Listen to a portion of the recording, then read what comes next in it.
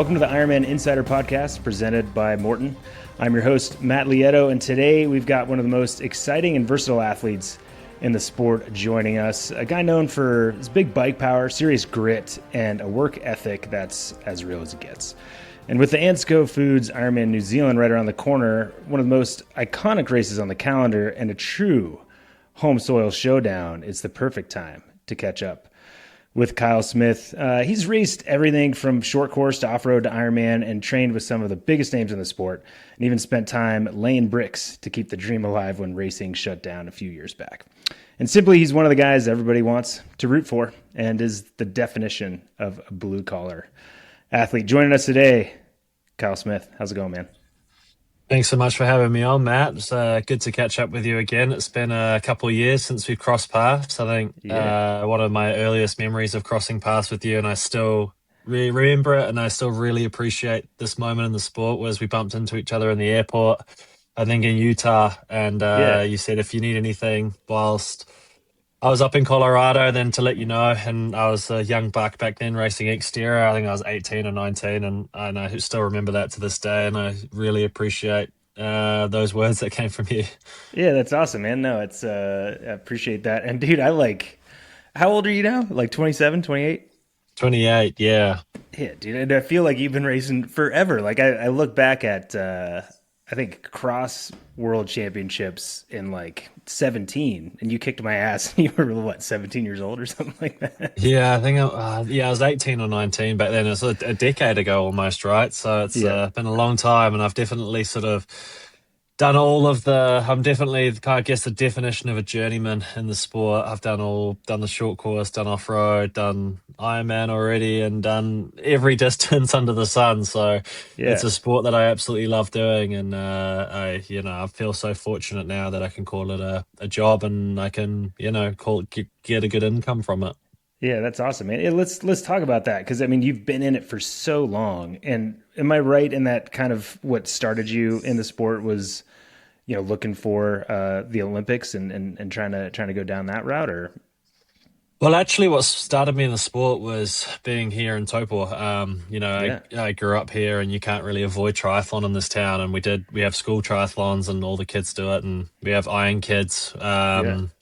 I did Iron Kids when I was 12 years old, and there's hundreds and hundreds of kids that do that event, and it's still going to this day. And so you can't really move for triathlon in this town. It's sort of, unanimous with triathlon. And then obviously seeing the Ironman and one of my massive inspirations in the sport, Bevan Doherty, also from Taupo, two-time Olympic medalist. He raced the Ironman here, and I was volunteering on one of the aid stations, and I just remember being in such awe watching him racing. And I'm fortunate enough now I can call him a really good friend. And it's just, that's what got me into the sport, to be honest. And just one of those like natural progressions. I just sort of fell into it through being here in Taupo, and just ended up, I guess, being quite good at it, and never looked back really. And then I obviously always had that Olympic dream. I suppose maybe my physiology was more suited to this type of racing, the 70.3 distance and Ironman racing, than it was the Olympic distance. But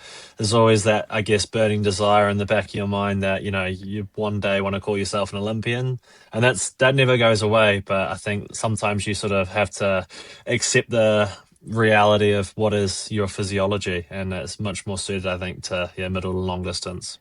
Yeah, totally. And clearly yours is, and that transition has worked out well for you. And as you said, it's, it kind of comes down to, once you do it for a living, it's like, the dreams are one thing, but at a certain point you're like, well, the reality is I'm going to make money doing this. And the other thing is, at this point, still just a dream, right?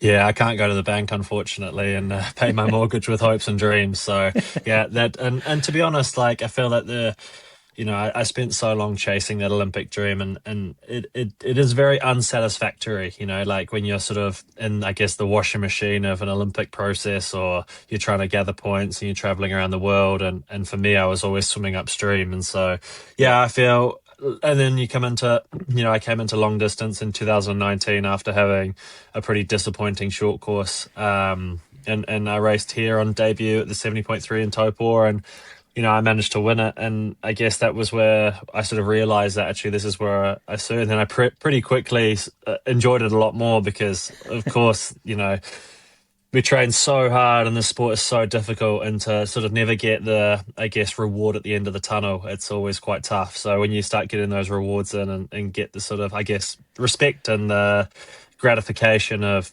having really good race results, then that obviously makes everything so much easier. Yeah, and I mean, in that and for a debut, that 70.3 win in Taupo, obviously at home, had to be special too. But I think you have to point out that you also beat Max Newman and Hayden Wild at that race, right? Like it's not like you just rolled around the course and won your local 70.3. Yeah, and that was, I think, as big as a surprise to myself as to anybody else, to be honest. And it was quite cool because I didn't know what to expect, and I went into the race with that mindset, like, I'll just see how it'll go, and I think that's a really strong, I always know that I can back myself to race as hard as I can. Like, that's never been a question in my mind.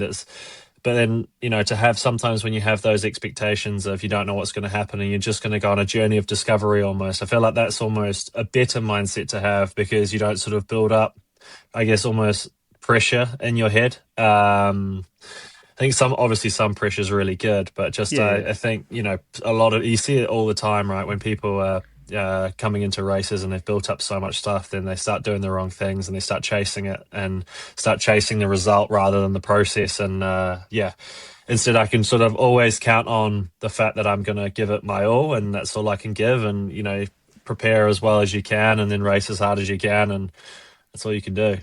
No, dude, I love that you said that too, because I think that's undeniably your racing style, right? Like, and I don't ever remember witnessing you race in a different way. And maybe you've tried that down, in certain races in the past, but like, 70.3 Worlds a couple years ago was one of those instances too. It's like, people are like, oh, I don't know, Kyle Smith, I don't know if he's had those results. I'm like, well, I guarantee you he's going to be up there because that's how that dude races, and it's awesome that you haven't lost sight of that. Yeah, I feel like it's also my MO as well. Like, I think when I'm a strong swimmer and biker and that's where I can make the advantage, then it's just always the way I've raced. And I don't know, I feel like, especially here in Taupō, I'm fortunate enough to, I guess, be looked up to by some of the young kids. And there's and also so many people that support me, like my parents are still, I guess, in a lot of ways supporting me, taking a lot of pressure off my hands with helping out me be, all the stuff that's outside of being an athlete, and my partner and everyone that's put time and effort, and my sponsors and stuff. And I feel like it's just such a, it'd be so unjust if I didn't go out and give it my absolute all and leave everything that I have out on the race course. And that's just, I don't know, that's the way I like to race, but it's also incredibly satisfying when you get to the finish line. If you've won, if you've not won, even if you're having one of those days where, for whatever reason you're at the back of the field, but if you give it as all you can give, then there's no questions left on the table at the end of the race. Yeah, dude, that's epic. And I want to talk more about that racing style, but since you brought up kind of your progression and that 2019 win, how brutal was it for you to be like, you're waiting for that breakthrough, you get that breakthrough, and then like the world shuts down and you're stuck in New Zealand. You're like, okay, I thought I was, you probably had dreams of, I'm going to get all these sponsors and I'm like, this is it. And then it just like, shuts down.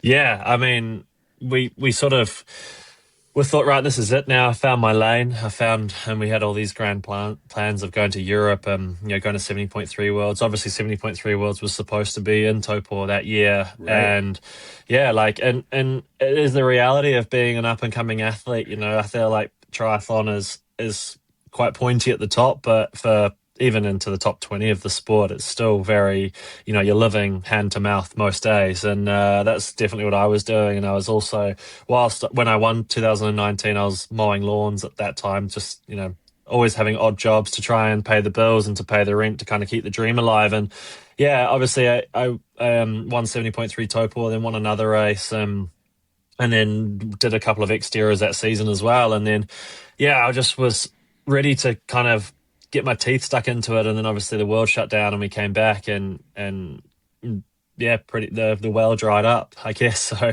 had to go and work with my dad, and I'm so fortunate that my dad was there for me to work with, laying bricks and building houses and whatnot. But I also feel like when you do a job like that, it makes you appreciate triathlon so much more. Because no matter how hard your day's been, at least you're sort of doing something you love, you know, and laying bricks and building houses is a tough job. And, you know, I feel like I have more appreciation for, you know, doing the sport that I love. And I'm so grateful that I found the thing that I love and the avenue that I went down. But yeah, I couldn't wait then to get back into, you know, and then 2021 obviously came back around and raced here, my debut Ironman. I was just so looking forward to getting stuck into whatever racing I wanted to do, and I for sure wasn't ready for it. I think I gave my coach a call the day before the entries closed and said, "Hey, how would you feel me about doing an Ironman?"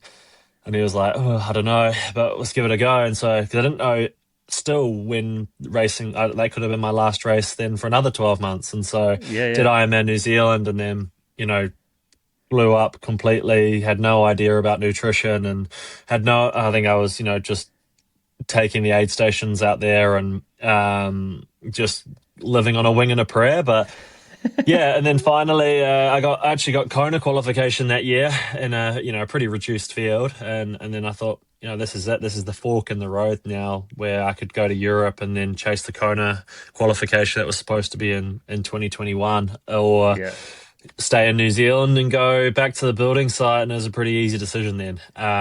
So I went to Europe.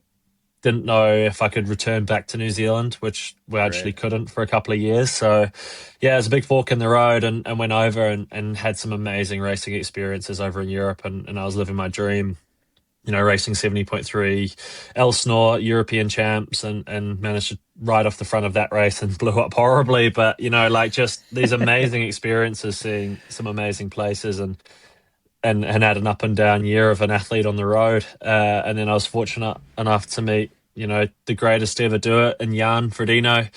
And I think he could kind of see that I was a guy living out of a backpack with nothing but hunger. And he kind of took me under his wing, which I'm so forever grateful for, that he did take me under his wing. And he taught me so many lessons that, you know, I feel like is the reason that I'm in the position that I'm in today. Yeah, that's awesome, man. I want to talk a little bit more about that, because I think it's also, like, obviously Jan is the man, and he's the GOAT, and that's, you know, kind of undeniable at this point. But there's also, you got to give yourself credit too. Like, there's a reason he decided that you were a guy that was worth his time, right? Like, you're the dude that, am I wrong? I read somewhere that you were like shoveling concrete 2 days before that Ironman New Zealand. Yeah, right. Like you're a badass, man. Like, you're working for it, right? Like, you're not one of these guys that's, you know, brought up in the Olympic system that, like, has, not that anything's handed to any of those athletes, but, like, you're working your ass off. And Jan obviously saw that and took you under his wing. And, like, what was it most that you think you gleaned from Jan? Was it, you know, tidbits, or like how he trained, or was it just like, that guy's obviously as focused and, like, doesn't leave any stone unturned? But what was the biggest thing from Jan?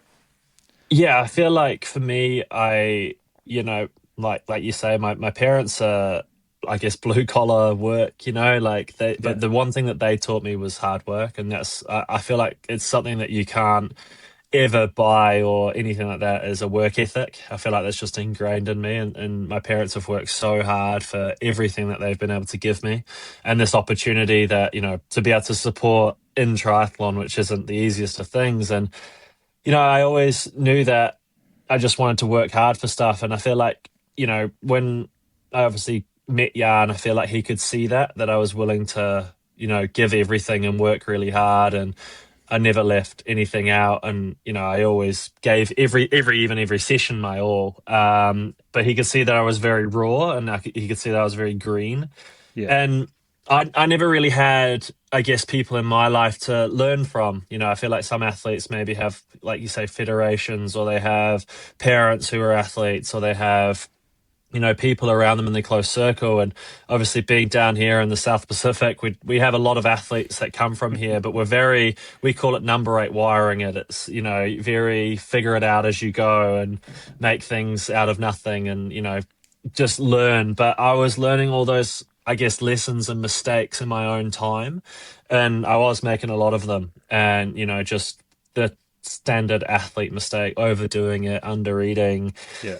overtraining, just making silly mistakes. And I guess Jan had already made all of those mistakes. And throughout his career, he'd already probably gone down the wrong street too many times and learnt those lessons that he just could see me walking down those streets and, told me to, don't do that, or go in the other direction, or, or just change your mentality about something, or but the one thing I think Jan really taught me was the professionalism, and the work, even more the work ethic.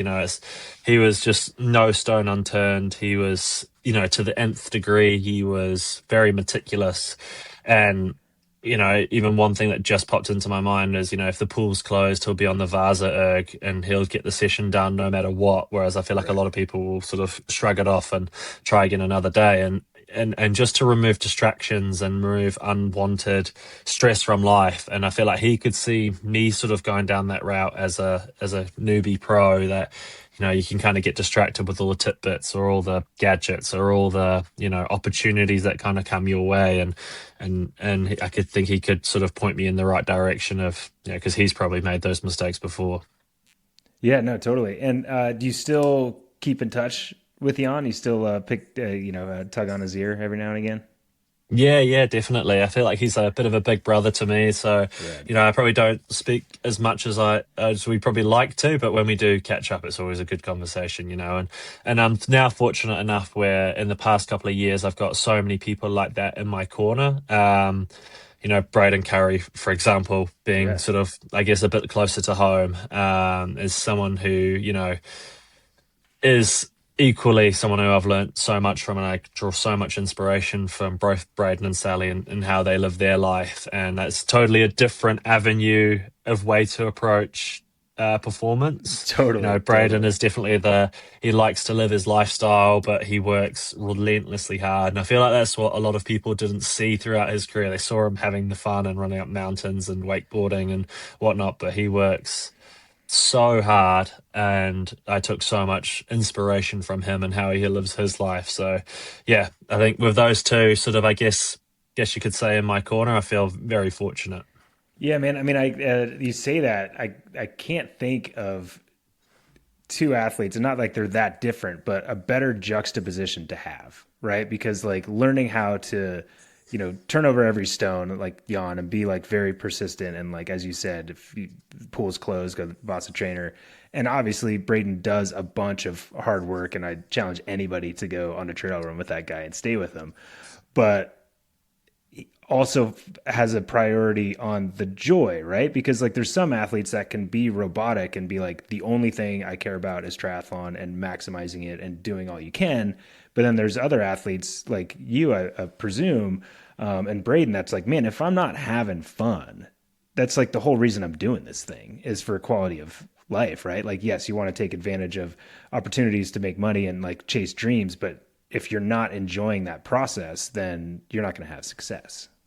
Yeah, 100%. And like, I feel like I might be in the middle of the two, if that makes sense. I feel like hopefully I've sort of taken, a bit from Jan and a bit from Braden, and I like to have that sort of like mix in between the two. I definitely wouldn't be able to live the life that Braden lives. I feel like the guy just runs and runs. He's like a generator. Like, he just can kind of go all day. Whereas I feel like I try that for a couple of weeks and I just exhaust myself. And so, yeah, I feel like I'm a bit in between the two. But, and I feel like, as much as it is sort of my inspiration athletically, I feel like who they are as people is someone I really look up to as well, which I guess a lot of people don't see. They only kind of see the performance on the race course, but, the fathers that they are to their kids, and their kids are all amazing people, and they live amazing lifestyle. And hopefully one day I'm fortunate enough to have the family of my own, and I can sort of be,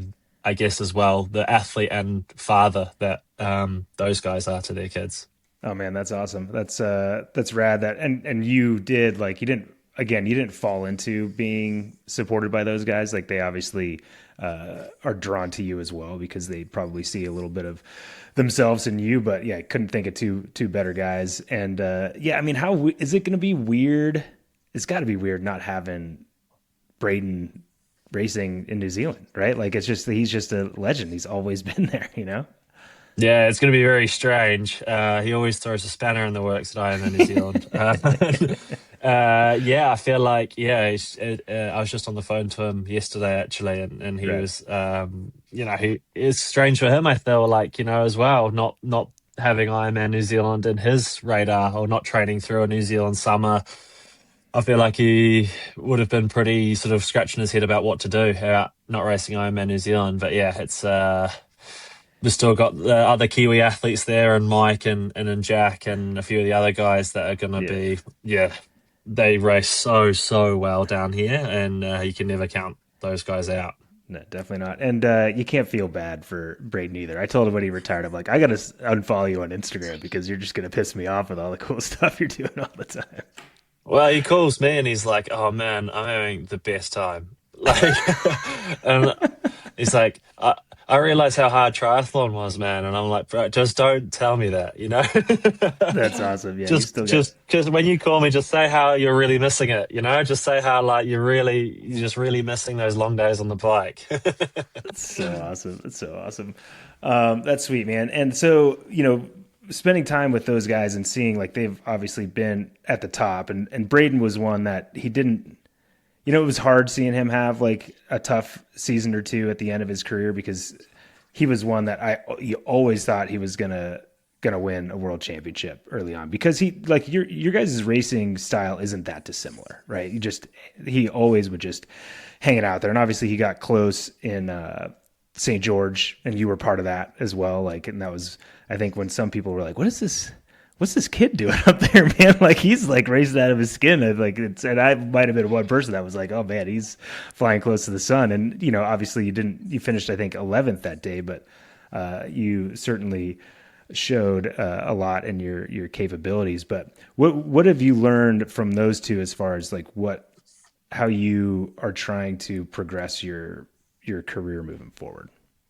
Yeah, I feel like they always had their sights set on like the big goal, the big event. And I feel like now the sport is in such a good place. There's so much opportunity now, but I feel like it's almost sometimes not the best thing for some athletes, like it's so good for the sport as a whole and for everyone as a whole and for the professionals as a whole. But I feel like you see it time and time again. And I feel like that's what I guess Braden fell victim to in those last couple of years, I guess, with chasing the Pro Series and chasing that.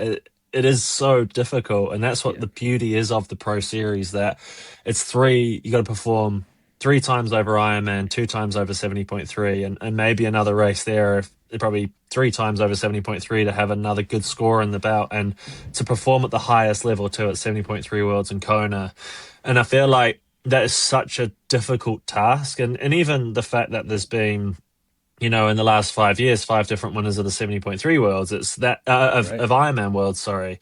Right. It just shows how difficult it is to race Ironman Worlds. And then also to string it together for a whole season. And so I feel like those guys really set this target, especially Frodo. He set his target on Kona, and it was like tunnel vision to that race. And it was, and he always says, like, it's easier to dilute your season and have different options. It's actually the harder thing to do is concentrate on one thing, because then you don't have a full black plan. You don't have a parachute. You're just going, and it's way scarier almost going, I'm just committing to Kona and that's all I'm going to do. And so I feel like that's something that I'm trying to take on board now as well. It's obviously, I want to do Pro Series this season, but it's also with that thing in the mind that it's all about performing in October. And even for Ironman New Zealand, I feel like I've managed to get myself in really good shape, but still it's like not being frustrated about where you are because October's the goal. Yeah, that's awesome. And I think that's a great way to look at the Pro Series too, is like October's the goal. And I think I don't want to seem like I'm bagging on Braden, because I think he would have the same observation, as you could see that first year that he immediately started chasing his tail when things didn't go right. And you're like, Braden, no, don't go there. And then something bad would happen and he'd like go to another place. And it's, we had to learn that to some extent the first year, that like basically you got to pick 6 races or maybe 7 races, but probably 6 races. And like, if one doesn't go well or 2 doesn't go well, that's it. Then you're because you have that North Star of Kona, it doesn't matter. You still have that big thing to work for. Yes, this other thing, the Pro Series, which is a big deal, didn't work out. Now we're throwing all the eggs in that basket. 100%, but it is such a big carrot to chase, right? Like when there's so much money now on the line, and it is life-changing amounts of money, like to chase that and to, potentially set yourself up for, a good retirement. Or I think that was what was on Braden's mind, if I win Pro Series, and he was the prime athlete to be able to win Pro Series. I picked him for sure. 100%. And I think when you get on the back foot a little bit, it's like, and we had many a phone call where, I'd call Braden and Sally and say like what I think, but then it is such like, as an athlete, you're born delusional, right? Like you have to be, because it's such a hard sport. And, and, you're standing on the start of an Ironman with some of the best athletes in the world. Like, in 2 weeks' time, I'm going to stand on the start line with Christian and go, I'm going to beat you. Like it's that mentality that you have to have, the delusion that you have to tell yourself to be able to do a kind of a crazy thing in Ironman. And so like, yeah, I feel like, you always sort of look at everything through, it'll be fine. And so, going back to Braden when he, had maybe a bad day, I can't remember which one it was, maybe Lake Placid, and he DNF'd, totally out of his control. It's just so hard then to go, okay, Pro Series over, or, just focus on that. And it's like, okay, I'll go to the next one, And then you always sort of look at it like, oh, it'll be fine. I'll be able to perform in 2 weeks' time or whatever. And then you sort of look back on the season in retrospect and sort of, that probably wasn't the best idea in hindsight. Performance runs on fuel. Carbohydrates power endurance in training and on race day. Fueling well isn't just about racing, it's how you train harder, recover better, and build the adaptations that lead to stronger performance when it counts. Maurten's patented hydrogel technology delivers the carbohydrates you need while staying easy on the stomach, carrying fuel through the stomach to where it is absorbed, helping reduce GI issues often caused by traditional sports fuels. And it's available on course at all Global Ironman and Ironman 70.3 races. Yeah, no, hindsight's the easiest thing to go by for sure. And I will say, I want him now make some T-shirts that's like Kyle Smith born delusional. Like that is a perfect. And you're totally right. Like you have to.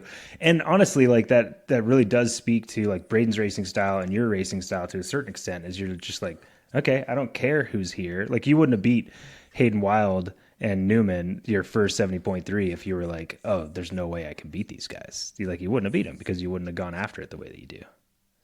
Also, the sport is way too hard for me personally. I can't speak to anybody else, but the sport is so hard when you're waking up, so early to go do, 30, 40 hours of training each week, to not have that in your mind. For me, that's when I'm training, I'm thinking about winning and winning Kona and winning the big races and beating these athletes. And that's what I think about. And that's what I guess gives me the motivation to get out there and really, rub against the grain kind of thing. And yeah, and like, I guess you just have to have that a little bit of delusion in you, because that's what the dream is. And, dreams are always delusional, I guess, until they come true. That's awesome. And so Kona obviously is a goal for you. And what is that? I love that you pointed out that it's been 5 different winners, 3 Norwegians, which is just crazy. But I will point out no Norwegian has won twice. So unless there's a new one around the corner, maybe the door is open. But what is that? What does winning Kona look like? Like, I know it's hard to look in that in the crystal ball, but it seems like these days compared to 10 or 15 years ago, the racing, and it wasn't so much that way in Nice, but in a few races in the years past, it's it kind of goes to your racing style, right? It's just throw it against the wall, go as hard as you can, and whoever can hold on can hold on. Yeah, I feel like I've got as good as a chance of anybody to race, just everything has to go right. Yeah. But everything has to go right for everybody else too. So it's just one of those things, right? Like the preparation, everyone at the start of their season probably sets out with the same goal in mind. It's just how the season plays out and the processes that you do throughout the season that actually gets you into the start line with the best chance of winning it. And then everyone stands on the start line with the same goal, and it's, who's probably done the process the best, or who's trained the best, or it's actually, to be honest, we've all got incredible coaches, we've all got incredible teams around us, we've all got incredible sponsors and equipment that we use. It's just probably one is luck, and it's what didn't go wrong the most for whoever in the preparation in the 6 months, who managed to stay away from sickness, who managed to stay away from injury, who managed to, just string together 6 months of really good training. And that's why I feel like it's such a hard thing to do. It sounds so simple on paper, but to actually string together 6 months of consistent work to get ready for Kona. And that's why there's been 5 different winners in 5 different years. And there's been, how many different variations of the podium. And I feel like it's, and obviously the Norwegian guys, they've got each other, which is quite cool. And they can kind of keep each other consistent throughout that time. And there's also 3 of them. So they got 3x the chance of everybody else. That's so true. And yeah, I think it's all those things in that prep and the lead up, and also what you said before. And maybe that's not the case with the Norwegians, but the born delusional. Like Sam Laidlow is the definition of that, right? Like that first year, you're like, dude, no chance. Like, what are you doing? And like, even like 14 miles in, people are like, dude, what are you doing? Like it's not going to work. And he's just, and again, clearly he's not delusional. We're kind of tongue in cheek to a certain extent, but it's like he has that exact mindset, and he's kind of one of those that has proven that you can win that way. Yeah, for sure. And yeah, like you just said, like it's not delusion because it comes true, but it's only not delusion when it comes true, like it's kind of it's the best way that I've kind of come up with it in my mind. It's like, yeah, fine. Because everyone, it's why the amateur sport exists, because everyone wants to try and be the best, or everyone wants to try and do their best. And so and that's what keeps, I guess, the dream alive for most people. And yeah, I feel like Sam and I probably have quite a similar, similar racing style. And, he's obviously managed to get a really good team around him and a really good environment. And that's also what I'm trying to build here in Taupo, to try and have that. So I feel like that's another thing too, like I was saying, with the sport being so hard, I feel like having that environment where you can sort of have training partners and have people to, I guess, just bounce off each day. And, there's a couple of young guys coming up here now that I train with who are just incredible on the up and up. And, they kind of keep you fresh, and you just always get an extra couple of percentage out of yourself, and someone to hold you accountable, and someone to, I guess, and my best performances have come off the back of training with people like that, who are, you can just sort of bounce off in a constructive way.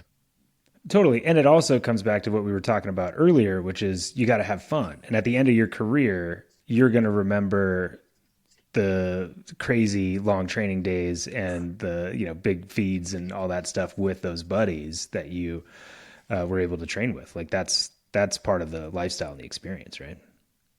Yeah, exactly. And also like some of my, my best, a lot of the knowledge I guess I have is from the people that I train with, obviously Frodo and Braden, but also I have Ruben Zapunta I train with in Europe, and he's obviously comes from a professional cycling background, and I think he's probably one of the smartest athlete minds in triathlon. So he's my kind of source of science and inspiration, I guess you could say. And so when I train with him, he's read every scientific paper, and he's always telling me about the next thing. And a lot of the things, obviously, you've got to sort of like filter through. But and that's, I guess, where and I think that's where the Norwegians have such an advantage, is because they're very, very curious minds, a lot of them, and they're also so invested. And obviously, they are the best in the sport collectively together with those guys. And I feel like they're always now obviously self-coached, or they're being helped, whatever, but they are, turning over every rock that they can find. And so, yeah, I feel like then they also, jump ideas off each other. And I feel like that's their massive strength. No, and I think that's smart that you've realized that and built that for yourself, because that's talking to Gustav a few years ago in an interview. He was saying like basically since they were 13 or 14, those three of them obviously would train together, but every night them and their coaches would meet and talk about what they learned in training that day. And you put all that together over that period of time, and you can't, like, obviously, like, everybody's having a challenge trying to race against that. Like, it's just a new level. So it's not just the physical side of it. It's learning those experiences that the other athletes have had. And, like, obviously you're in a great spot with all those amazing guys that are kind of taking you under their wing. And okay, so I got to talk about the race coming up. It's a big one. There's been since it was put on the calendar, everybody's like, oh, this is going to be the most competitive Ironman of the year, and it certainly is for a very early season race going to be very, very competitive. You gave one of the names with Blumenfeld, but obviously you got Phillips in there. There's a bunch of Hansen's racing as well. You got Sam Osborne, Trevor Foley's going down. Who else stands up for you in that race? Yeah, Rasmus Svenningsen as well, just being such a good biker. And I feel like when everything clicks into place for Rasmus, I think on a course like this, he can be incredible. Yeah, and like I was saying before about Kona, it's like I feel like if someone's had a really good last 6 months, then anyone on that start list can be, as competitive as the other. I think we're all incredible athletes. And, there's obviously Mike here. I guess he's always the favorite here. Yeah. He's the only person to ever run sub 240 and he can bike as good as the next guy. And I feel like he just lives for this race, and it's always been his race to race here. And he's a guy that just loves having a home race, and he's obviously recently just had a child, and so he's got some more dad power on his side now. Sure. So I think he'll be incredible, and Jack Moody obviously had an incredible race here last year. And Christian, I've definitely it's a really, really stacked field. I feel like it was going to be, anticipated was going to be a bigger field than what was assembled, but I feel like the sort of like when the Norwegian guys put up their hand and said that they were going to start their season here, I feel like some people just sort of hedged their bets and sort of decided to go somewhere else. Absolutely, that's definitely part of it.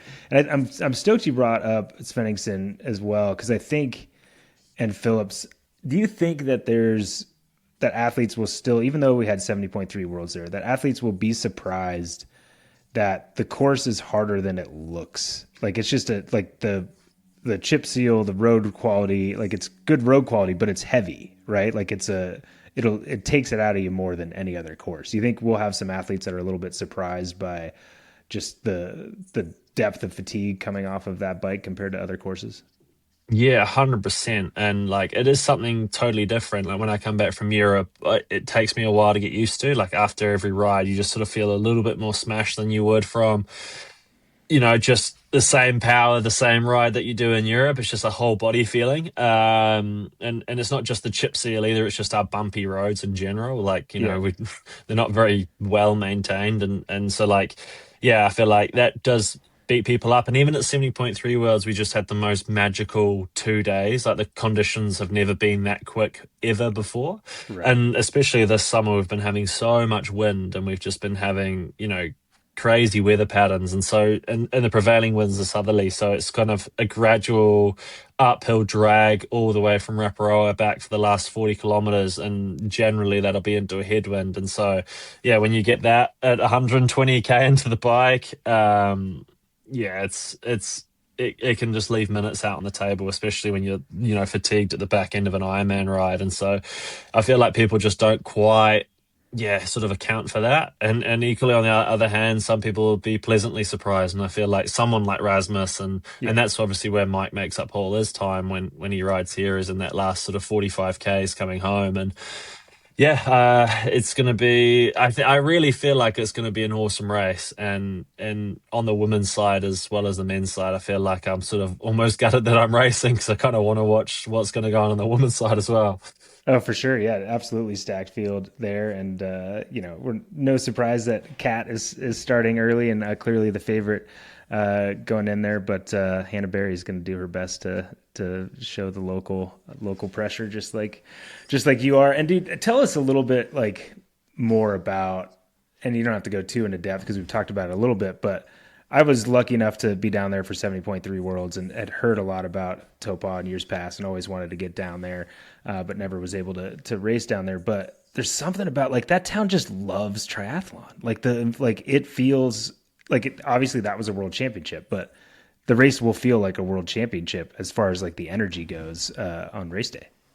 Yeah, 100%. I suppose when you have such a small town, like our population is 25,000 people, and triathlon is such a big part of it, and we know that Ironman's on. It's kind of like it's a word that people use around here. It's Ironman weekend. It's sort of like it's something that's on that weekend, and it has been for the past I don't know how many years. Like 20 years or whatever it's been here in Taupo. And everyone gets behind it, and especially if it's a nice day, people come out with the whole family and they'll bring tents and they'll bring a chili bin full of beers and they'll park up and watch the Ironman, and everyone also wants to do one. Like, I feel like a lot of my friends from school now are at that age where they're sort of like, yeah, I want to give Ironman a crack now as well. And they were never sort of, I guess, into that sort of stuff at school. And Rad. yeah, and like everyone that I sort of bump into around town is like, you in for Ironman? You doing Ironman this year? And they just sort of know it's coming. And everyone loves it. And it's always a special feeling for me because I guess like I get to sort of fly the flag a little bit for Taupo, and it's quite cool because it's the only race of the season that I ever get where I feel like I've got 25,000 people on my back, and it's like, it feels like I'm going into the race with so much support, and it's just awesome. And even the staff, the volunteers, Wayne, who's organised it for the past 20 years, is a good friend, and so like it feels like such a home race is the best way I can describe it, right? Because it is, and it's such a special feeling, and it's such an honor now to have the Pro Series here and to have some of the biggest names of the sport coming to Taupo to kick off this season. That's rad. And I could feel it in Taupo as well, just with kind of you and your energy about obviously triathlon, but being a representation or representative of Taupo. And what I loved is that you have so many athletes on the biggest race, the biggest stage, are trying to limit their schedule, limit their impact, and like trying to be as chill as possible. And you're like, no, man, bring it on. Like people are so stoked. Like I'm sure every time you walk down the street, people are stopping you and wanting to talk about it. And it doesn't seem like you hesitate. It seems like you're gaining energy instead of losing it. Yeah, I love it. Honestly, it's so cool. And I'm someone who like rubs off on energy, and so like when people are stoked and when people are like getting really into it, and now people have started to come in, and there's some people, like people are coming in now. We're 2 weeks out. There's some pros coming into town. Finella's in town at the moment that I'm training with, and the whole atmosphere and the whole vibe starts picking up, and people are. And from 70.3 Worlds as well, that's had such a big impact on the town that, I guess there's kids now walking around with the 70.3 Worlds backpacks on that I guess people are giving them, and, we've got 30 something kids now in the junior squad that I swim with on twice a week. And it's just so cool. And that's sort of, I guess, the impact that once the race is gone and once the show's been packed up and it's moved on, I guess, the things that people don't see is the impact that's left behind, and it's just so incredible. Like, so many of the kids now, and I was inspired to get into the sport because of Ironman, and now I'm racing, and I feel like it's almost my duty now to, I guess, pass that on, that Bevan passed it on for me. And then I hope now there's some couple of of the younger guys who are now racing pro, and one of my training partners who I grew up with, and when he was my knee high, is now racing pro, and it's epic. Dude, that is what it is all about. Absolutely love it. That's great. Okay, before I let you go, I'm going to try something new here. We're going to do a little bit of like quick Q&A, just like kind of what comes to your head. Not too difficult or too deep, but okay, let's start out. Favorite session? Hard run. Least favorite session? Long run. Best training location? Here, Taupō, New Zealand. Sweet. Athlete you admire most that's currently racing? Oh, that's currently racing. Oh, that's a tough one, actually.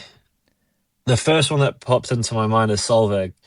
Like, she's Rad. such a cool person. And, Totally. like, yeah, just such a kind heart, cool person. Obviously, Ironman world champ now, so it's an easy one. That's amazing. That's perfect. Okay, one word for Ironman New Zealand. Iconic. Pre-race nerves, 1 to 10. 5. Yeah, that's a good answer. And dream race conditions. Oh, either perfect or horrible. I'm going to say horrible for this one. I hope it's windy, rainy, sideways wind. A really tough day. I would have thought that was going to be your answer. That's awesome. Sweet dude, I can't tell you how much I appreciate you coming on, how great of a conversation that was. Always enjoy chatting with you, and hopefully it's not as long in between drinks for the next one. Absolutely. I really look forward to seeing you again. I'm sure I'll see you at some point on the circuit. Hopefully cross paths with you many times this season. No doubt, man. And best of luck out there, and do what you do and represent Taupō as only you can. Cheers, Matt. Really appreciate it. Awesome. Great chat with Kyle. No doubt as to why he's a fan favorite and someone the locals in Taupō will be rooting for on race day. We wish him the best. It's going to be a stacked field. He's got his work cut out for him, but he's an athlete that can get the job done in those conditions.